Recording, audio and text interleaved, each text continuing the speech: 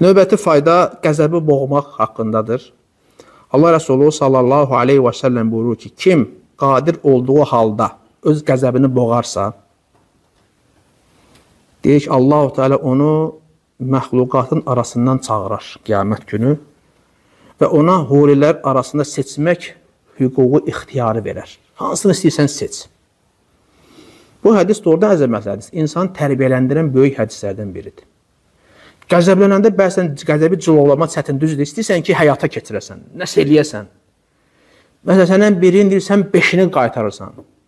Və ya daha dərinə getməksən, vurmaq, söymək, hətta ölümlə nəticələnir. Bəzən insan həddindən artıq qəzəblənəndə, Allah qorusun, sonu böyük bir fəsadlar törədə bilər, düzdürmü? Hətta ölümə gedən hadisələr baş verib, əsəbləşib, qəzəblənib, bu deyib, o deyib, vurub öldürüb.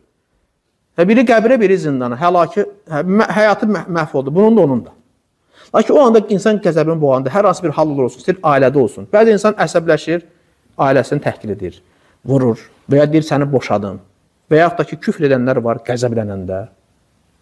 Deyir ki, bax, insan qəzəblənəndə gərək qəzəbini boğmağa çalışır. Bu cür hədislər kömək edir insanı tərbiyələndirməyə. Niyə? Bilirsən ki, sən qəzəbi boğsan, sənin üçün qiyamət gün belə bir mükafat veriləcək. Allah-u Teala məxluqatın içindən səni qaldırıb sənə səslənəcək. Ey filankəs oğlu filankəs, adla deyəcək. Qalx, seç, istədiyin hurilərdən istədiyini seç. Allah da qiyamət gün bu mükafatla səni qalsa, çağırsa, gör, insana şərəfdir yoxsa yox, fəxrdir yoxsa yox.